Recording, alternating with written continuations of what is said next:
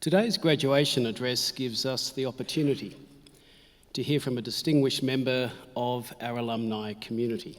And we're very fortunate today that the address will be delivered by Mr. John Garnaut. Mr. Garnaut graduated from Monash University with a Bachelor of Laws degree as well as a Bachelor of Arts degree, and began his career with the Melbourne law firm Hall and Wilcox. Mr. Garnaut moved with his Monash Law School alumni wife Tara and their children to Beijing as China correspondent for the Sydney Morning Herald and The Age, before returning to Melbourne as Fairfax Asia Pacific editor.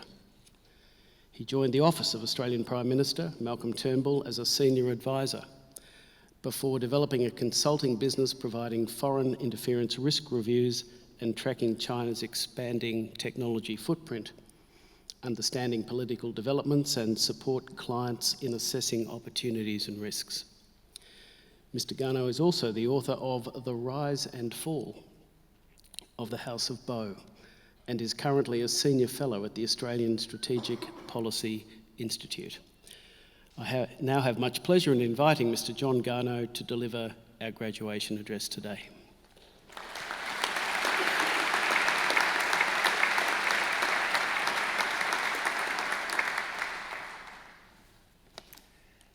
Thank you. It's a wonderful thing to be coming back to Monash, because this is where wonderful and consequential things happen. I had some very brilliant teachers, Sarah Joseph and Melissa Castan amongst them, whose, I think, sheer enthusiasm got us over the line. And probably the most wonderful and most consequential thing in my life happened in my very first week here, just over at the Union building, when I was sitting by myself in a crowded room reading my legal process reading brick, and a shoe landed right on my page that I was trying to read, and I looked up, and the owner of the shoe came over to reclaim it, and she pointed to her friends, who were all laughing at me, I thought, and explained that they thought it'd be very funny to throw her shoe into the crowd and watch her retrieve it. And that's how I met my wife, Tara Wilkinson. So,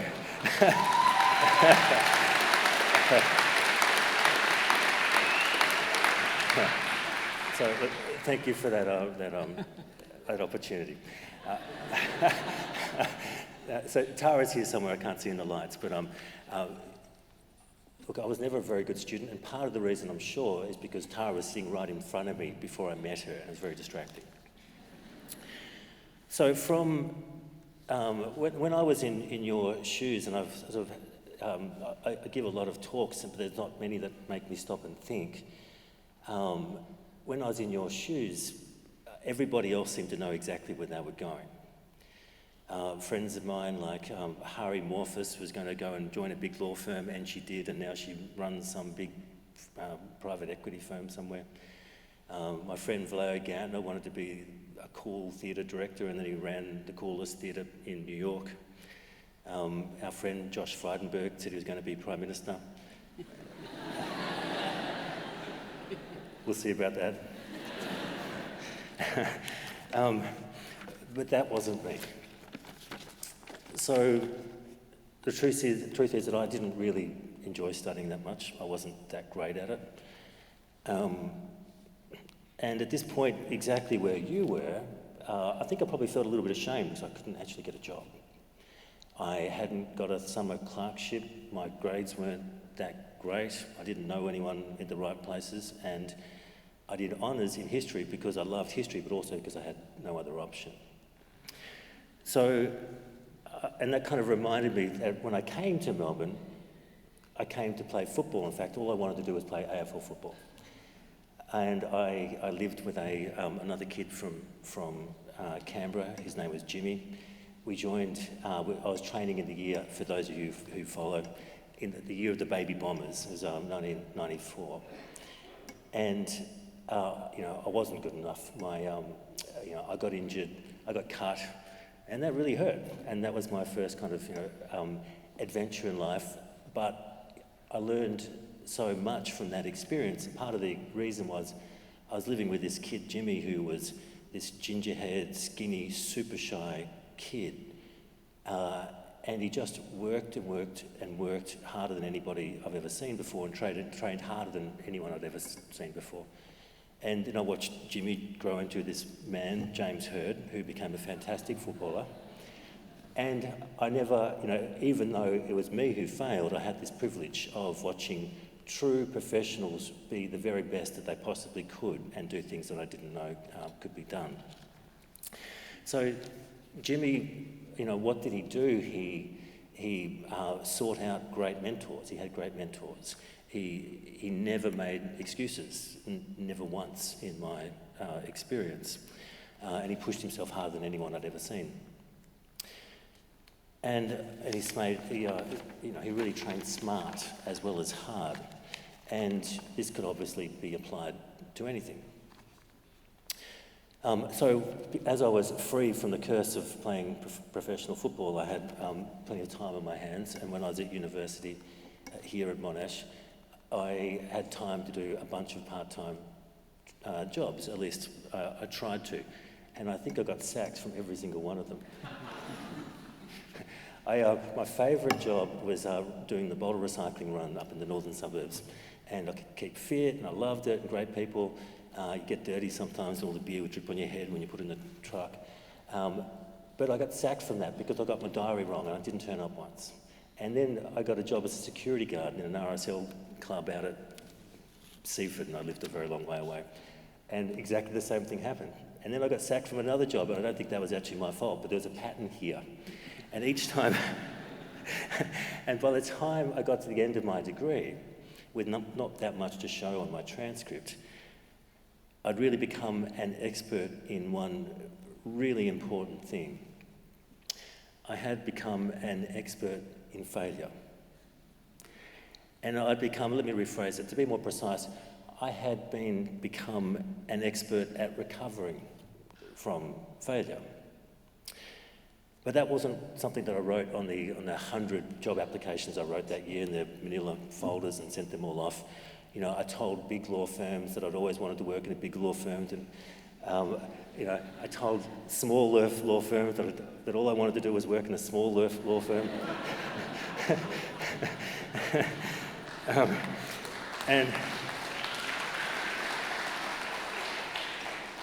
And everything in between. And then I finally did get an interview. I got an interview at a firm, of course. I always wanted to work at this firm, but I'd never heard of it. And I was interviewed by this old man, probably the oldest man I'd ever seen. His name was Jeff Durham. And he had these big kind of Buddy Holly black-rimmed glasses and these tufted eyebrows just kind of jutted out in front of them. And I'll never ever forget this, but he picked up my CV, and it looked like it hadn't just been taken out of its manila envelope, and he literally threw it at my chest. And he said, "I haven't had time to read this. Who are you?" And in that moment, I'm just kind of gasping for breath and picking myself off the floor in my mind and thinking this is over before it's already begun. And in that moment, I forgot all of my phony rehearsed lines, and I told him, what I was really worried about, what I really cared about, what was important to me, and who I was. And I got that job. And so through my time at Monash and around Monash, I'd made a lot of mistakes. In fact, I just completed my master's in mistakes, really. And then just 3 weeks later, I got to try it again. I got to work on this again. It was our trainee article clerkship kind of week in where you're supposed to learn, all these things you ever need to know in 1 week. These great article clerk colleagues. And it was Jeff Durham again. And I thought we were friends, right, after that first encounter. And within 5 minutes, he absolutely stunned me. He accused me of cheating in an exercise that we had done. And I didn't know what to say. I'd made, almost every mistake that I could possibly think of, but that was not one of them. And that night I couldn't sleep. I was sure that my law career was over, 3 weeks into it. And the next morning, I don't know why I did this, but I walked into his office, and I said to Jeff, or Mr. Durham, as everybody had to call him. I've never called anybody Mr. in my life, and this is Mr. Durham. And I said, look, I know you've made up your mind, and if you've chosen to sack me, that's your choice. But I want you to know that you're making a mistake. That I've made lots of mistakes in my life, but cheating is not one of them. I'm not a cheat. That's not who I am.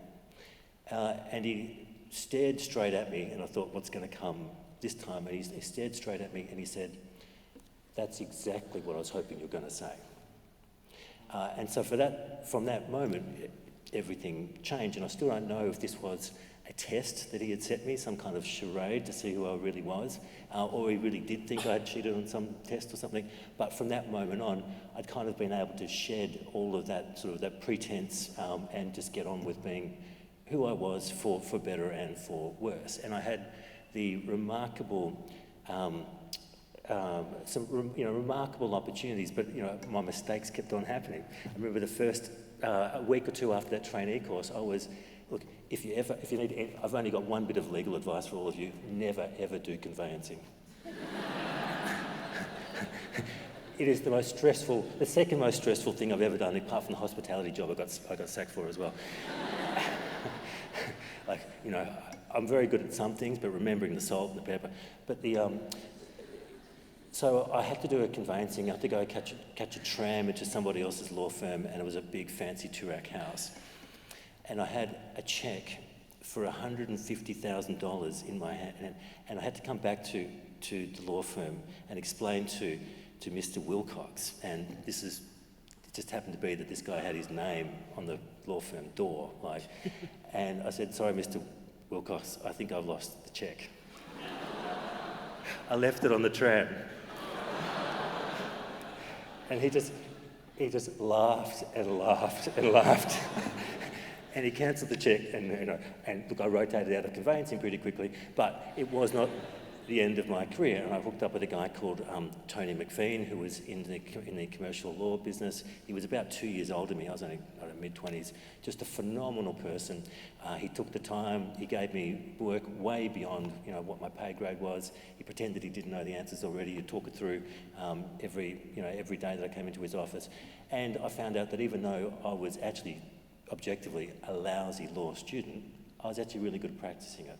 So I enjoyed my time against all expectations as a financial services lawyer. But I, for whatever reason, for what fancy took me, I went and took a different job. I went and became a cadet at the Sydney Morning Herald. Long story, but I just love newspapers. I just love reading newspapers. And again, I just kept on seemingly hitting trees everywhere I went. And I remember thinking, only then did I start to realise some of the things that I had learned at law school, which were important. I had learned to really care about words. Making words mean what you want them to mean is really important, and actually a rarer skill than you might imagine. And it's a skill that all of you have that not everybody does. I learned to care about logical arguments, and again, it's a skill that not everybody is trained in. Reason and evidence-based reasoning are the sorts of skills that are transferable everywhere. I learned these abstract concepts which I totally took for granted and didn't like them at the time and didn't think they were important. What is an agreement? What is a fiduciary responsibility? What is a corporation? This is just second nature for any of us in this room, but it actually doesn't make sense. The average person doesn't know the difference between a corporation and a business entity because they've never been taught it. And so as a journalist, I was really, without even knowing it, using these skills, the fact that I could make words mean what they were supposed to mean, and I had a little bit of an understanding about what a legal person was and what a company was. And I had great fun, and it took me all over the place.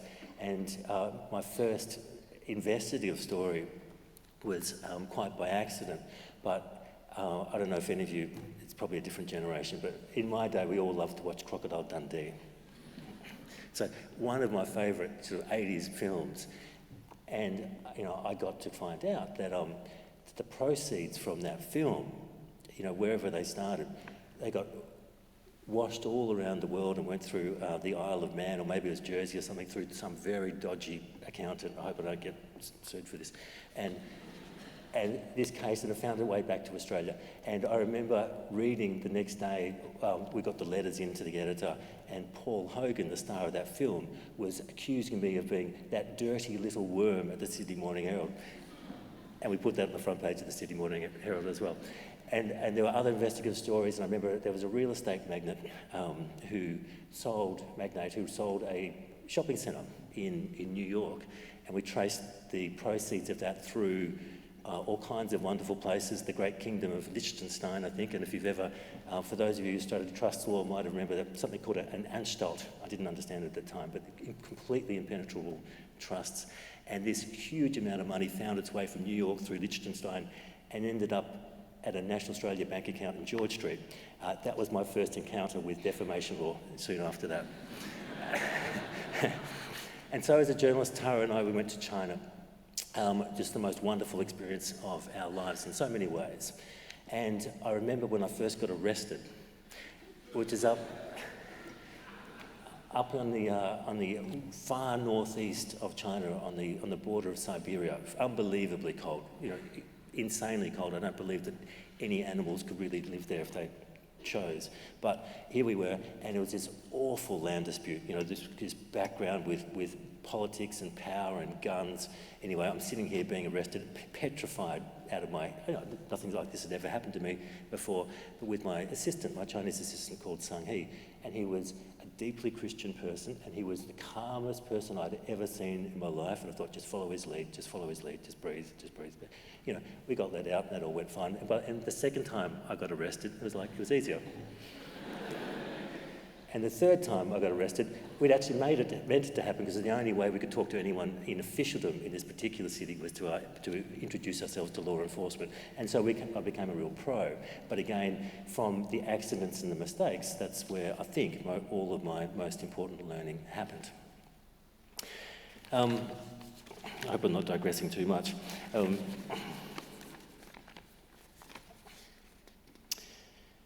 look, this is probably the most important point that I'm thinking back through all of these meandering mistakes.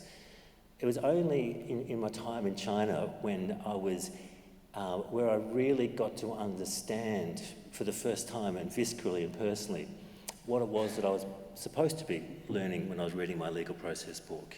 And that was the remarkable invention, the civilizational bedrock of the rule of law. I had completely taken it for granted. In fact, I'd never thought about it as a lawyer, and I'm embarrassed to say that. So it was only in a country where people were striving for it and fighting for it that I understand the miracle that we are all part of. And I also came to the view that the deepest, probably most common political yearning is justice. And so these, again, after being on the wrong end of things and running into a few trees, that was my learning experience. So, I returned from China. I was sued successfully this time by one of Australia's most influential billionaires. I was excoriated by a former Prime Minister. I was upset. I think each of the previous 5 Prime Ministers I've managed to upset in very serious ways. I was chased around by foreign intelligence agencies for a little while, right here in Melbourne. So when I first learned that I was going to be writing speeches for Prime Minister Malcolm Turnbull, was actually the day after I started in his office. I read it on the back page of the Financial Review in a Joe Aston column. And the first speech I wrote for him went fine, went to Tokyo, everyone was happy. The second one was his big major one, because every Prime Minister, I didn't know this at the time, they go to Washington and they make their big claim on the world. So I wrote that speech, and I put a lot of time into it. And Malcolm was a lawyer, and I worked from first principles and justice and rule of law and the world order and all of that, and I did my absolute best. And then I remember hearing back to me, they were all on the VIP plane to Washington, and the quote that I heard back was from the Prime Minister. There was this silence, and then as he's reading through my speech, the draft before he delivered, "I feel physically sick." People said a lot of bad things before, but there's none quite struck me quite like that. And the senior advisors from the bureaucracy, and some very senior ones, they were absolutely panicking. And they said to me, don't you understand, this is existential. I think they wanted me to panic, and they thought that was the right way to, and they all kind of wrote over my speech, and I busily unwrote it. And I thought, actually, if there's a problem with this speech, it's not my problem, it's his. And so he got off the plane, he put his top on it, a nice personal anecdote, he read the speech, it went down very well, and he never let anybody else write his international national security speeches for the rest of his term as Prime Minister. So by that stage, I'd learned something from the school of, that you're all a part of, the school of Monash law and life. And, I'd seen that particular play before. I knew it wasn't the end. Nothing is ever really the end. And I put that learning into a bunch of speeches, including his next big speech he gave at Shangri-La, the Shangri-La Forum in Singapore, and it was all about the rule of law and how that was the common denominator amongst nations in standing up to these new kind of geostrategic challenges of coercion and foreign interference. And that was the framework that we put into that speech, and it all comes from this journey that I'm describing here. So when I'm thinking, what is it that I would have liked to have known when I was right where you are? Because I certainly didn't know it at the time. I think probably, and it is a bit emotional seeing everybody here, I think probably I would have liked to have known, yes, you will all get a job. I would have liked to have known that you've already learned a huge amount, both personally and professionally, probably much more than you know. I would have liked to have known that your worth is so much more than the sum of your grades on your academic transcript. And I would have liked to have known that in the real world, what really matters is character. You don't need brilliance. Not many people have it. I saw some just a moment ago, but not many people have that.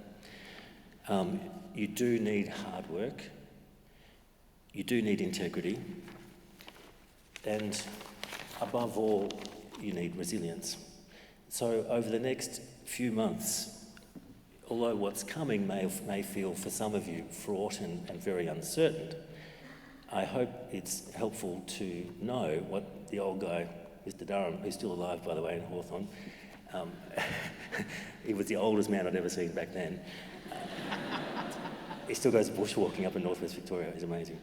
I hope it's helpful to know, what he told me in his office that morning when I thought my law career was over before it had begun. And it's not what happens to you that matters, it's how you handle it. Thank you.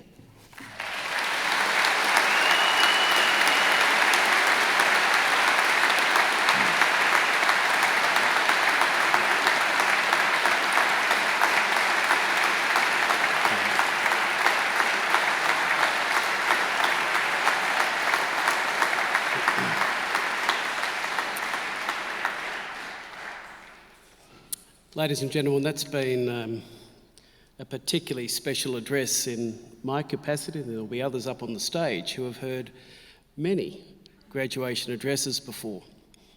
But that was special for many reasons. You certainly set a first in this auditorium, John. I've never heard of an alumni couple coming together because of a thrown shoe before. But beyond that, your candour, your courage just to share failure after failure and the learnings that came from it right through an extraordinary career. I thought the failures may have stopped in your early 20s, but... And I actually detect a touch of nervous laughter there because, you know what, doesn't matter how old you are, we all fail.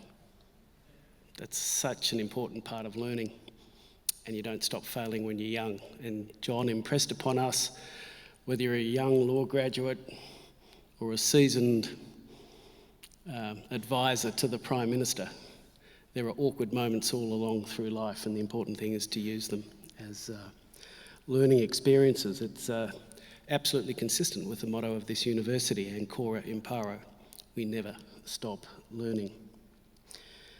I haven't been called that dirty little worm before publicly, but you concluded by talking about resilience, because along the way there will be times when people call us names or we think treat us unfairly. But like that bouncing ball, just to keep going up and up and up when people try and put us down. So important. You saved the best till last though, John. With all of that candour and personal exposure, you reminded us that what really matters at the end of the day is that we are worth so much more than the sum of our grades. Yes, we have congratulated people today who have done extraordinary things, but if they rest on their laurels when they're 23, life will pass them by. And at the end of the day, we are worth so much more than the sum of the grades that we happened to get when we were very young. And you concluded by talking about character, hard work, integrity, resilience. These are the things that take a lot more than 1 or 2 university degrees to get really good at. And John, all I can say is thank you again. You've made us much wiser.